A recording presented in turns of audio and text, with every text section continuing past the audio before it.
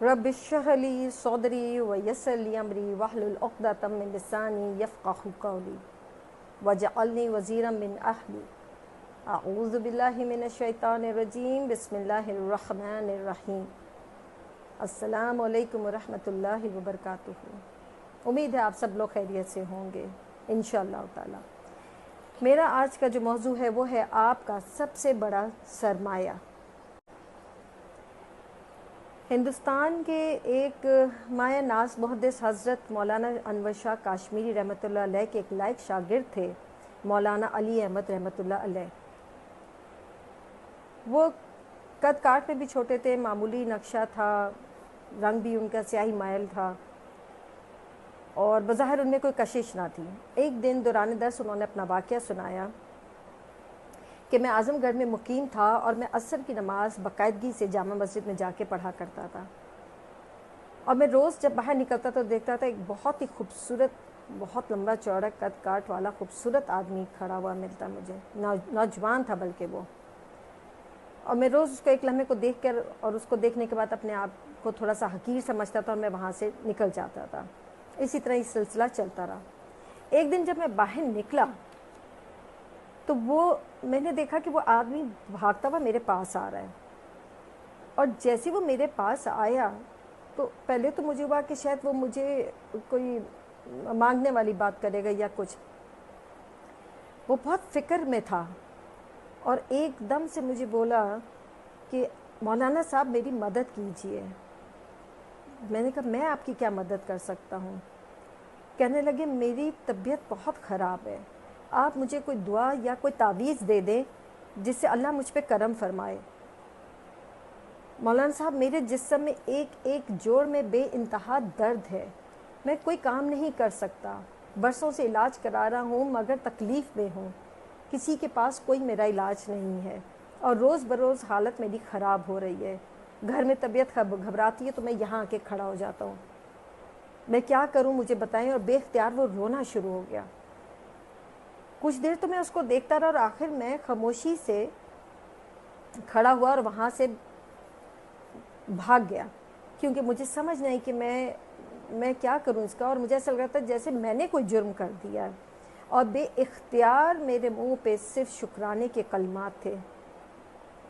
आज मुझे अपना आप बहुत कीमती महसूस हो रहा था और मेरी आंखें खुल गई थी कि आज मैं अल्लाह का शुक्र अदा करूँगा जो मैंने पहले कभी नहीं किया। दरअसल इस अजीब व गरीब वाक़े में नसीहत का बड़ा सामान है। बेशक अल्लाह ने सब कुछ नहीं दे रखा है, लेकिन जो कुछ दिया है उसको पहचानने की कोशिश करें, उस पर शुक्र अदा कर लें। हो सकता है कि आप अपनी किसी कमज़ोरी, नुक्स, परेशानी पर आपके अंदर भी अल्लाह से शिकायत और फरियाद के जज्बात उभरते हों। दूसरों को बरतर देखकर आप अपने आप को कमतर समझते हों, लेकिन ये बातें मोमिन के हक़ के ख़िलाफ़ है। मोमिन ऐसा नहीं कर सकता। दरअसल दुनिया में अल्लाह ताला ने अपने वसी इल्म और ज़बरदस्त हिकमत के तहत अपनी नेमतों की तकसीम की हुई है। किसी को जिस्मानी तवानाई से नवाजा है मगर उसको अकल दी हुई है। किसी को माल और दौलत अता की हुई है लेकिन वो इल्म और दानिश से महरूम है। किसी को जिस्मानी नुक्स में मुब्तला किया है लेकिन आला ज़हनी फ़िक्री सलाहियत हासिल है उसे। किसी को ज़िंदगी की हर सहूलत और ऐश और आराम का सामान है लेकिन वो अपने अहल व अयाल से दुखी है।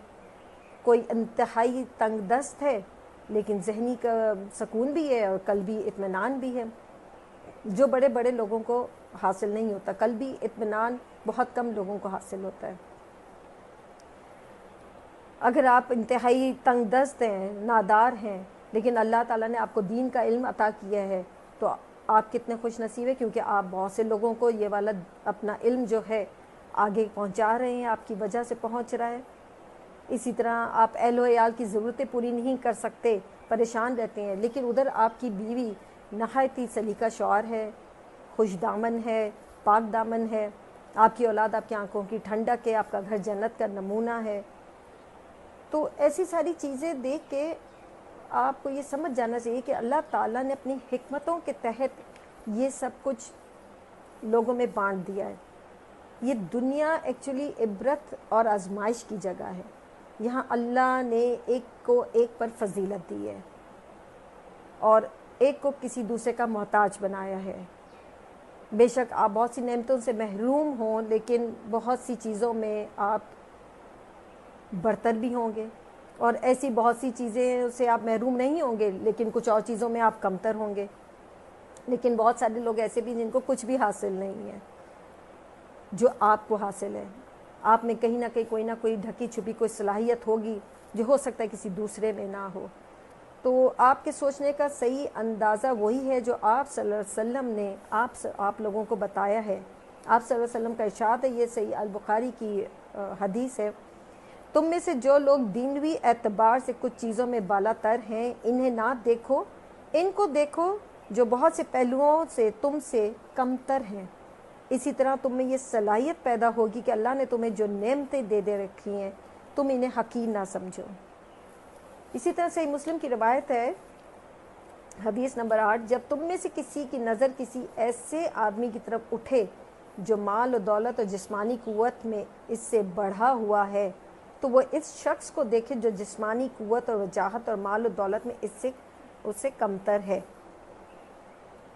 یعنی کہ مصائب اور محرومیوں پر صبر اور نعمتوں پر شکر مومن کے دو ایسے امتیازی اوصاف ہیں جن کی بدولت ہر مومن کا ہر معاملہ اور اس میں خیر ہی خیر ہے، اور یہ سعادت صرف مومن ہی کو حاصل ہو سکتی ہے، کیونکہ وہ اللہ کی صفات پہ پورا یقین رکھتا ہے، جس کا ایمان ہے کہ کوئی چیز اللہ کے علم سے باہر نہیں ہے۔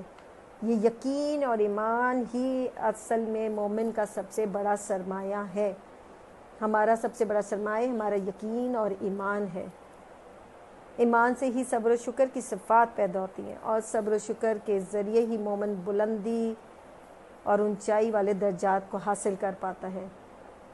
لہٰذا جو اللہ تعالیٰ نے دیا ہے انسان کو، اس پہ شکر ادا کرنا چاہیے، اور اللہ تعالیٰ فرماتا ہے جب تم میرا شکر ادا کرتے ہو تو میں تمہیں اور نوازتا ہوں، تم اور شکر ادا کرتے ہو میں تمہیں اور نوازتا ہوں۔ تو ہر وقت اس کا شکر ادا کریں۔ الحمدللہ رب العالمین علی کل حال مکان۔